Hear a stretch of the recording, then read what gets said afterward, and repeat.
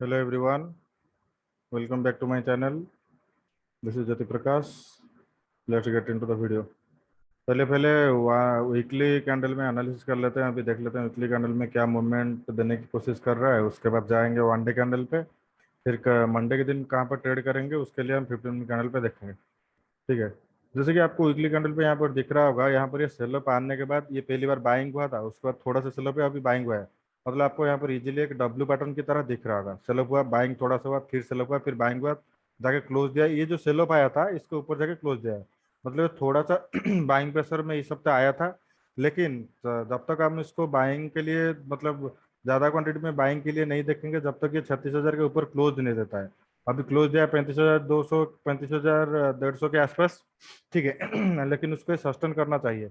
अगर इसको ऊपर जाना होगा ना तो यहाँ पर सस्टेन करने के बाद ऊपर जाएगा। अगर यहाँ पे सेल ऑफ आता है तो फिर एक बार अच्छा खासा गिरावट देखने को हमको मिल सकती है। देखिए यहाँ पर ये बाइंग हुआ, यहाँ पर से सेल ऑफ आया, अच्छा खासा मूवमेंट हुआ, फिर बाइंग हो रहा है। अगर यहाँ से सेल ऑफ आता है ना इम्पोर्टेंट बना के, तो अच्छा खासा मूवमेंट देखने को मिल सकता है।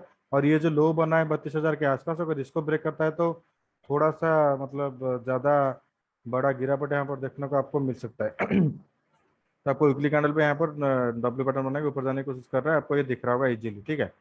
अभी पहले लेकिन अभी ट्रेड कहाँ पर करेंगे तो वहाँ पर आपको पहले वन डे कैंडल पे जाके देखना पड़ेगा उसमें क्या मूवमेंट देने की कोशिश कर रहा है। फिर जाएंगे छोटे कैंडल पे देखेंगे। देखिए यहाँ पर ये गैप अप ओपनिंग हुआ था। गैप अप मैंने आपको बताया था, अगर ये गैप अप ओपनिंग होता है 2 दिन बाइंग हुआ, उसके बाद गैप अप ओपनिंग होगा तो थोड़ा सेलिंग प्रेशर में आ सकता है। जैसे गैप अप ओपनिंग होने के बाद थोड़ा सा सेलिंग प्रेशर में आया है। लेकिन हम इसको ट्रेड करेंगे कब? अगर कल के दिन कहाँ पर ट्रेड करेंगे?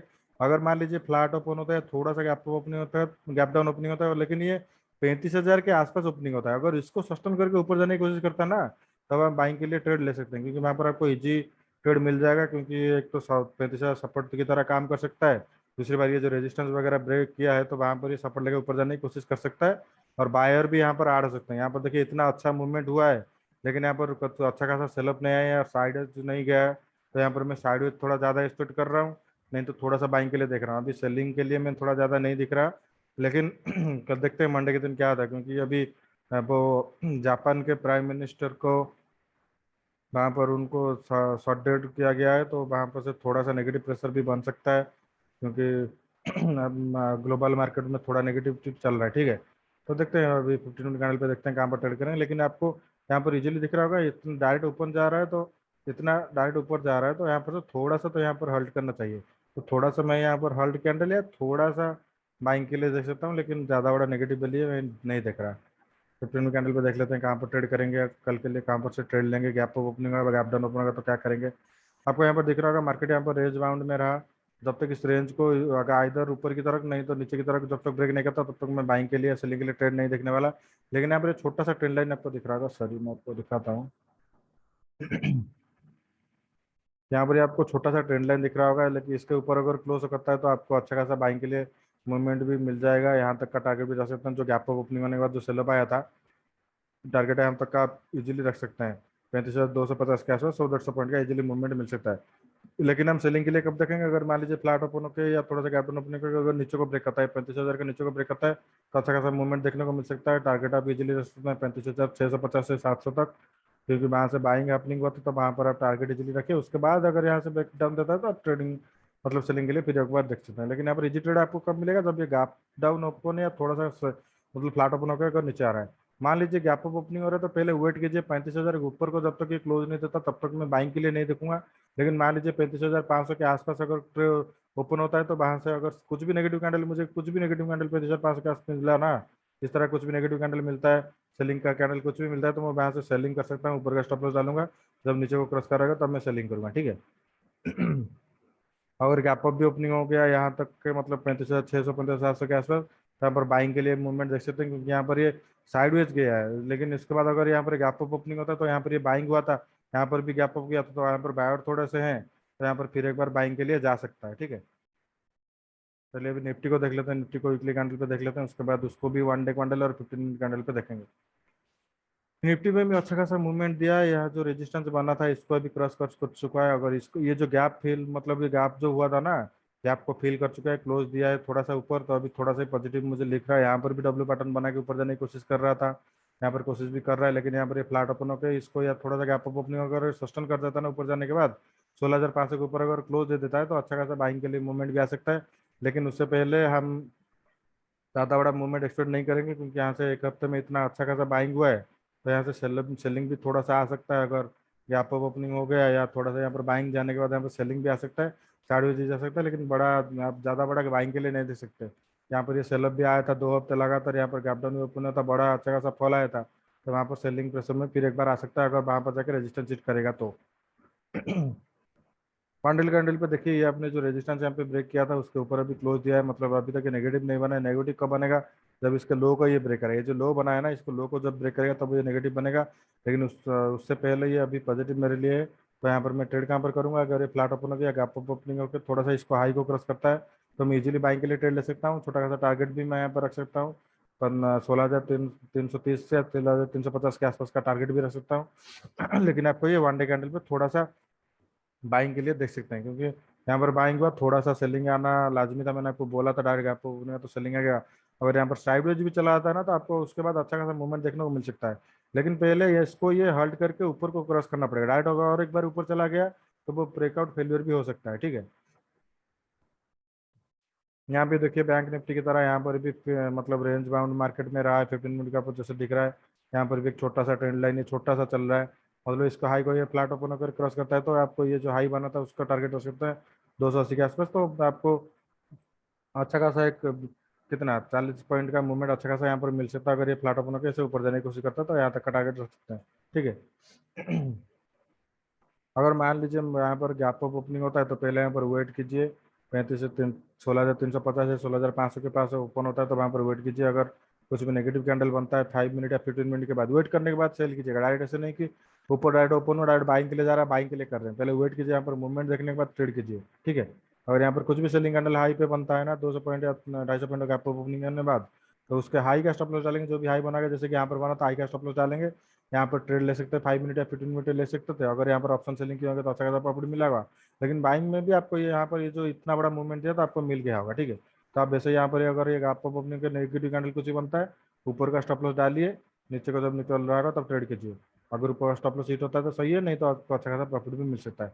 अगर मान लीजिए यहाँ पर गैप डाउन भी ओपन होता है या इसको लो को ये ब्रेक करता है, यहाँ पर ये थोड़ा सा गैप डाउन ओपन होने का जिसको लो को ब्रेक करता था, आपको अच्छा खासा सेलिंग के लिए मूवमेंट देखने को मिल सकता है। 16,000 से लेकर 16,050 तक का टारगेट आप इजीली रख सकते हैं, क्योंकि यहाँ से बाइंग अपनिंग हुआ है तो यहाँ पर थोड़ा सा सपोर्ट की तरह काम करेगा।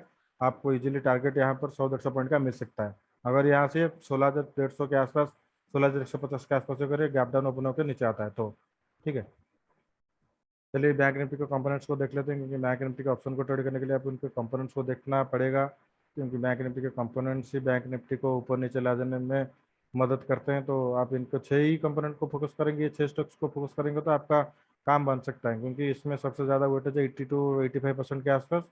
तो इनके साथ इसके साथ बैंक निफ्टी को देखेंगे और उसके बाद ऑप्शन चार्ट को देख के ट्रेड करेंगे तो आपको अच्छा खासा मतलब आपको आइडिया लग जाएगा। कंफर्मेशन भी दोनों तरफ से हो जाएगा। हाँ, बैंक निफ्टी में ब्रेकआउट देने की कोशिश कर रहा है, 3-3-4 बैंक में भी ब्रेकआउट देने की कोशिश कर रहा है, तो आपको अच्छा खासा आइडिया मिल सकता है, ठीक है।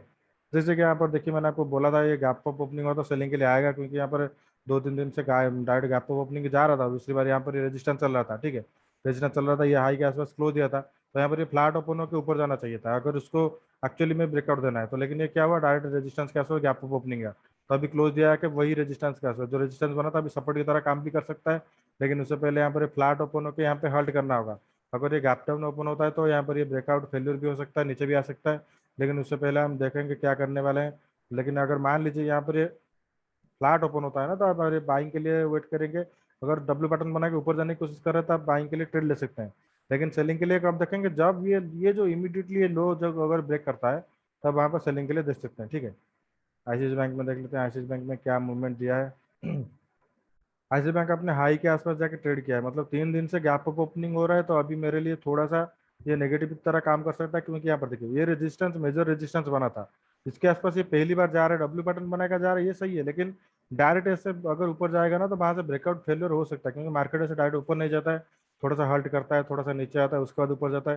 यहाँ पर देखिए यहाँ पर मूवमेंट कैसे दिया है, डायरेक्ट 690 से 755 तक डायरेक्ट ऊपर जाने की कोशिश कर रहा है, और ये रेजिस्टेंस के आसपास जाके क्लोज है। अगर मान लीजिए यहाँ पर ये फ्लैट ओपन होता है या थोड़ा सा गैप डाउन ओपन होता है तो मैं यहाँ पर सेलिंग प्रेशर में थोड़ा इसको देखना पसंद करूंगा, क्योंकि यहाँ पर सेलिंग प्रेशर में आ सकता है।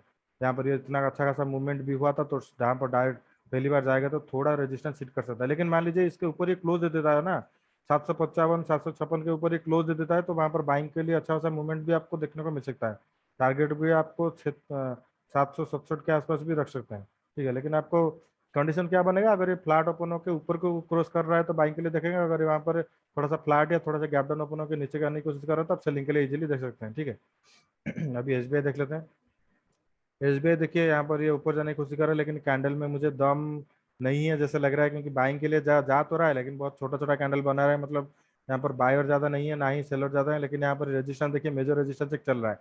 यहाँ पर ये सपोर्ट की तरह काम करके ऊपर जाने की कोशिश कर रहा था, उसी के आसपास रेजिस्टेंस लेके नीचे आया, तो यहाँ पर ये अच्छा खासा मूवमेंट मिला है रेजिस्टेंस में, तो यहाँ पर ये जब ऊपर जाने की कोशिश कर रहा है अभी उसी के आसपास ट्रेड कर रहा है, तो ये मेरे लिए अभी रेजिस्टेंस जोन बन चुका है। मैं आपको क्लियरली दिखा देता हूँ, ये जो जोन है ना ये रेजिस्टेंस जोन अभी मेरे लिए बन चुका है। तो यहाँ पर ये अगर कुछ भी नेगेटिव कैंडल मुझे मिलता है, इसको लो को क्रॉस करता है, यहाँ पर नेगेटिव बना के नीचे आने की कोशिश करता है, तो मैं सेलिंग के लिए देखूंगा।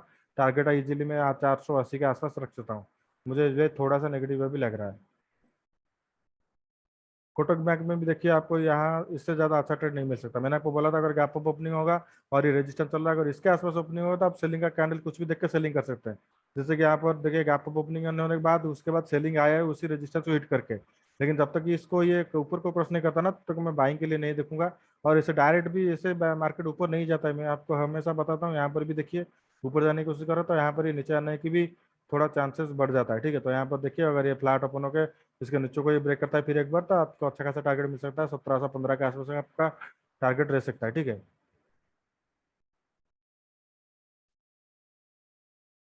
ठीक है, चलिए अभी हम एक्सिस बैंक को देख लेते हैं, एक्सिस बैंक में क्या मूवमेंट दिया था। एक्सिस बैंक में देखिए वहां पर अपने रेजिस्टेंस के आसपास ट्रेड कर रहा है, डिविडेंड डिक्लेयर होने के बाद थोड़ा सा सेलअप में आया था, अभी फिर गैप अप ओपनिंग होके लाके हाई के आसपास क्लोज दिया। ये जो रेजिस्टेंस बना है यहाँ पर उसी के आसपास अभी ट्रेड कर रहा है, लेकिन यहाँ पर मान लीजिए गैप अप भी ओपनिंग होता तो मैं सेलिंग प्रेशर में थोड़ा देखूंगा, क्योंकि ये भी डायरेक्ट ऊपर जाने की कोशिश कर रहा है, ना ही हल्ट कर रहा है। यहाँ पर एक दिन हल्ट गया था, दूसरी बार यहाँ पर हल्ट गया था, तीसरी बार वहाँ पर जाके फिर बाइंग के लिए गया है। लेकिन अगर मान लीजिए ये गैप अप ओपनिंग होता है तो यहाँ पर सेलिंग प्रेशर कुछ भी सेलिंग का कैंडल देख के मैं सेल कर सकता हूँ, क्योंकि यहाँ पर इतना बड़ा सेलअप आया 4 दिन से आया था, तो यहाँ से कुछ तो रेजिस्टेंस ले सकता है। मुझे प्रोबेबिलिटी लग रहा है यहाँ पर ये डायरेक्ट ऊपर भी जा सकता है, लेकिन मुझे प्रोबेबिलिटी जितना लग रहा है कि यहाँ पर थोड़ा सेलिंग प्रेशर में आ सकता है, ठीक है। अभी इंडसइंड बैंक देख लेते हैं। इंडसइंड बैंक में देखिए यहाँ पर ये गैप अप थोड़ा सा ओपनिंग है, लेकिन क्लोज दिया है कि बहुत नीचे, मतलब अच्छा खासा सेलअप यहाँ पर आया है। तो इसको मान लीजिए फ्लैट ओपन होकर इसके लो को ये ब्रेक करता है ना, क्योंकि यहाँ पर ये रेजिस्टेंस जो दिन दिन से बना था उसको बाइंग में जाके क्लोज दिया था, फिर उसके बाद गैप अप ओपनिंग होने के बाद यहाँ पर सेलिंग के लिए आया रहा है। और मान लीजिए अगर इसको ये लो को फिर एक बार ब्रेक करता है, इस लो को ब्रेक करता है, ये जो लो बना था इसको ब्रेक करता है, तो अच्छा खासा सेलिंग के लिए मूवमेंट देखने को मिल सकता है, क्योंकि यहाँ पर जो बायर होंगे वो फंस जाएंगे और उनका स्टॉप लॉस बीट होगा, तो अच्छा खासा मूवमेंट आपको देखने को मिल सकता है। तो आज के लिए बस इतना ही। Thank you everyone for watching my video. Bye bye.